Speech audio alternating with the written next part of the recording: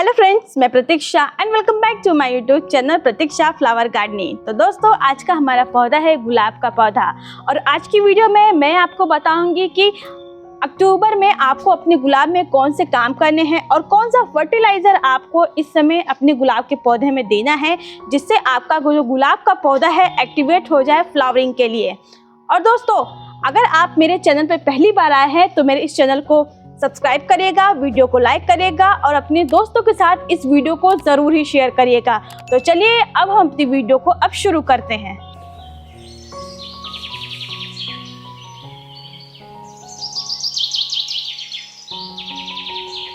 तो दोस्तों, गुलाब सर्दियों का पौधा है और पूरी गर्मी ये पौधा अपने डोरमेंसी पीरियड में होता है। जब ये पौधा डोरमेंसी पीरियड में होता है तो इसमें ना ही कोई ग्रोथ होती है, ना ही कोई कलियां आती है और ना ही कोई फूल इसमें आते हैं। तो दोस्तों, पूरी डोरमेंसी तक ये एक सुसुप्त अवस्था में रहता है, पर जैसे ही अक्टूबर आता है तो इसकी जो जड़ें हैं वो एक्टिवेट होना शुरू हो जाती हैं। तो उनकी जड़ों को और भी ज़्यादा एक्टिवेट करने के लिए आपको अक्टूबर में कुछ काम करने होते। तो इस वीडियो में मैं वो सारे काम बताऊंगी जो इस समय आपको अपने गुलाब के पौधे में हर हाल में करने हैं, जिससे आप सर्दियों भर अपने गुलाब के पौधे में इसी तरह से ढेर सारी कलियां और फूल ले सकेंगे। और साथ ही साथ आपके गुलाब में जो नई नई ब्रांचेस अभी से निकलना शुरू हो जाएंगी, बेसल सूट निकलना शुरू हो जाएंगी, जिससे उसमें ढेर सारी कलियां आएंगी ही आएंगी।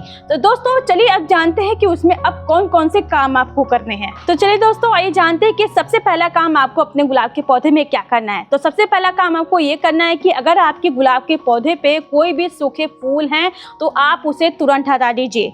इस तरह से आप प्रूनर लीजिएगा और इस तरह से कोई भी सूखे फूल हैं तो उन्हें हटाइएगा। हटाने का सही तरीका ये है कि जहाँ से 3 पत्तियाँ और 5 पत्तियाँ शुरू हो रही हैं उनके बीच में से आपको उसे कट करके हटाना है।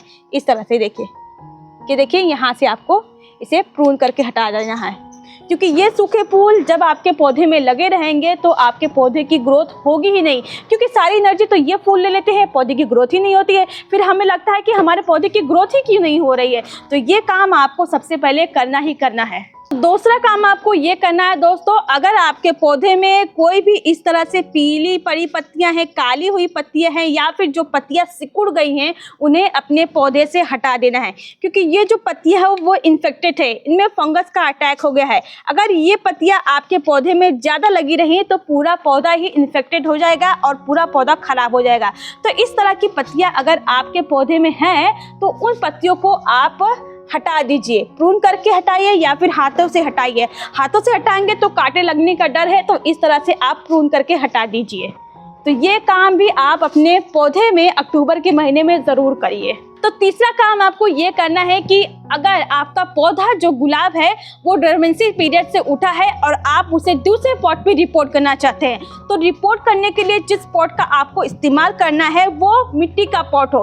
प्लास्टिक के पॉट में इसे रिपोर्ट करते हैं तो उसमें एयरेशन की जो प्रक्रिया है वो बहुत ही अच्छी तरह से नहीं होती, और जब मिट्टी के पॉट में आप इसे रिपोर्ट करते हैं उसमें एयरेशन की प्रक्रिया बहुत ही अच्छी तरह से होती है और जो गुलाब की जो जड़ें हैं वो मिट्टी के पॉट में बहुत ही अच्छी तरह से ग्रोथ करती हैं। और गर्मियों के मौसम में भी गुलाब का पौधा मिट्टी के पॉट में खराब नहीं होता है।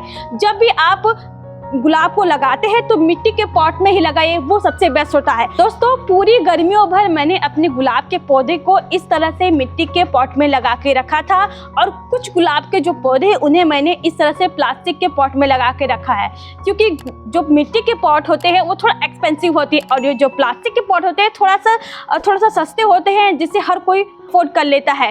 अब बात करते हैं चौथे काम की, जो बहुत ही इम्पोर्टेंट है गुलाब के पौधे की। अगर आप अपने गुलाब की जड़ों को एक्टिवेट करना चाहते हैं तो आप ये चौथा काम जरूर करिएगा। तो चौथा काम ये करना है कि आपको अपने गुलाब के पौधे की रूट फिलिंग कर देना है, यानी आपको अपने गुलाब के पौधे की लगभग 1 इंच तक गुड़ाई करनी है इस तरह से, और फिर इन मिट्टियों को आपको निकाल लेना है।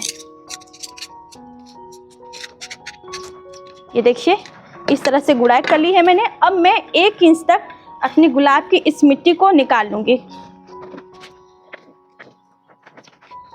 अक्टूबर के महीने में ये काम करना बहुत ही ज़रूरी है, तभी जाके आपके गुलाब की जो जड़ें हैं वो एक्टिवेट होंगी, और सही तरीके से जो काम किया जाता है उसका फल बहुत ही अच्छी तरह से मिलता है। तो ये काम मैं अपने गुलाब के पौधे में कर रही हूँ। तो ये देखिए मैंने मिट्टी निकाल ली है। तो दोस्तों 1 इंच तक मिट्टी निकाल के आपको अब इसमें क्या क्या देना है चलिए वो जान लेते हैं। तो सबसे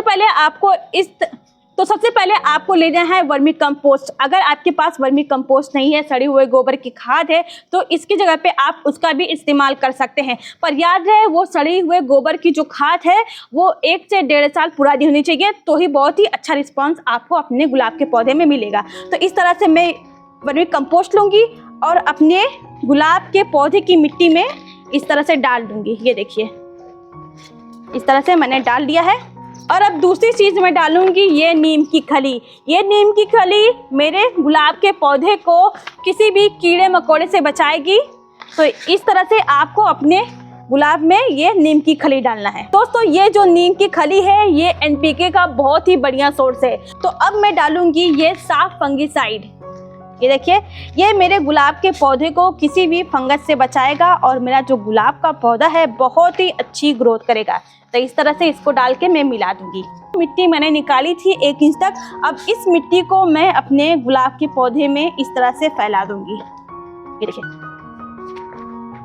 आप चाहे तो दोस्तों जब आप इस मिट्टी को निकालते हैं उस मिट्टी में ही फंगिसाइड, वर्मी कंपोस्ट और नीम की खली मिला के डाल सकते हैं, पर मैंने इसे गमले में डायरेक्ट डाल दिया है और इस मिट्टी को मैं ऊपर से डाल रही हूँ। आपका जो मन करे दोनों में से कोई काम कर लीजिएगा। और ये देखिए ये हमारी रूट फिलिंग हो गई है और हमारा जो पौधा है वो तैयार हो गया है फ्लावरिंग के लिए। तो दोस्तों अब बात करते हैं फर्टिलाइज़र की। और ये जो फर्टिलाइज़र मैंने बनाया है बहुत ही बढ़िया और बहुत ही बेस्ट फर्टिलाइज़र है गुलाब के पौधे के लिए। और इस फर्टिलाइज़र को मैंने लोहे के बर्तन में बनाया है जिससे यह फर्टिलाइज़र बहुत ही ज़्यादा पावरफुल हो गया है। तो दोस्तों आइए चलते हैं जानते हैं कौन सा फर्टिलाइज़र मैंने अपने गुलाब के पौधे के लिए बनाया है। तो दोस्तों मैंने प्याज के छिलके लिए थे, लगभग 2 मुट्ठी मैंने प्याज के छिलके लिए थे और उसे आधा लीटर पानी में इस तरह से लोहे के बर्तन में भिगा के रख दिए थे 2 दिन के लिए। 2 दिन के बाद देखिए ये जो पानी है कुछ इस तरह से काला हो गया है। लोहे के बर्तन में बहुत ही अच्छी मात्रा में आयरन होता है और प्याज के छिलके में बहुत ही अच्छी मात्रा में नाइट्रोजन, सल्फर होता है जिससे ये सारे मिलके बहुत ही अच्छा फर्टिलाइजर बनके तैयार हुए हैं गुलाब के पौधे के लिए। और ये जो फर्टिलाइजर है गुलाब के पौधे के लिए बहुत ही बेस्ट फर्टिलाइजर है। तो चलिए दोस्तों अब इस फर्टिलाइजर को मैं छान लेती हूँ। तो ये देखिए अब मैं इसे छानती हूँ। ये देखिए पानी पूरी तरह से काला है, बहुत ही अच्छी मात्रा में इसमें आयरन है, गुलाब के पौधे के लिए बहुत ही बेस्ट फर्टिलाइजर है। और ये जो फर्टिलाइजर बचा है मैं इसे फेंकूंगी नहीं, इस फर्टिलाइजर को मैं दोबारा यूज करूंगी। तो ऐसा आप भी करते हैं तो इस फर्टिलाइजर को दोबारा यूज कर सकते हैं। तो ये फर्टिलाइजर मैंने अलग कर लिया है और ये देखिए पानी बहुत ही ज़्यादा काला है, बहुत ही अच्छा फर्टिलाइजर है। अब इस फर्टिलाइजर को हम लगभग 1 लीटर पानी में अच्छी तरह से मिलाएंगे। तो ये देखिए इस फर्टिलाइज़र को मैंने मिला लिया है और यह फर्टिलाइज़र बनके तैयार हो गया है गुलाब के पौधे के लिए। बहुत ही अच्छी मात्रा में नाइट्रोजन है, सल्फर है, आयरन है और ये जो फर्टिलाइज़र आपके गुलाब के जो जड़ें हैं उन्हें एक्टिवेट करेगा, जिससे उसमें ढेर सारे स्पेशल सूट आएंगे, नए नए ब्रांचेस आएगी, नए नए कलियाँ आएंगे, नए नए फूल आएंगे और आपका जो पौधा है पूरी सर्दियों भर गुलाब के फूल से, कलियों से लदा रहेगा। तो दोस्तों अब चलिए इस फर्टिलाइज़र को हम अपने पौधे में डालते हैं। तो इस पौधे की हमने रूट फिलिंग किए थे तो इसमें मैं डाल रही हूँ। पहले थोड़ी थोड़ी मात्रा में आपको सारे पौधे में फर्टिलाइज़र डालना है। ये देखिए इस तरह से फर्टिलाइज़र बना के आप अपने सारे पौधे में डालिए। आपके जो सारे गुलाब के पौधे हैं वो एक्टिवेट हो जाएंगे फ्लावरिंग के लिए और पूरी सर्दियों भर बहुत ही अच्छी तरह से फ्लावरिंग करेंगे। तो दोस्तों अगर मेरी ये वीडियो अच्छी लगी हो, बताए गए फर्टिलाइज़र आपको अच्छे लगे हो तो इस वीडियो को लाइक करिएगा, दोस्तों के साथ इसको शेयर करिएगा और चैनल को ज़रूर सब्सक्राइब करिएगा। Thanks for watching.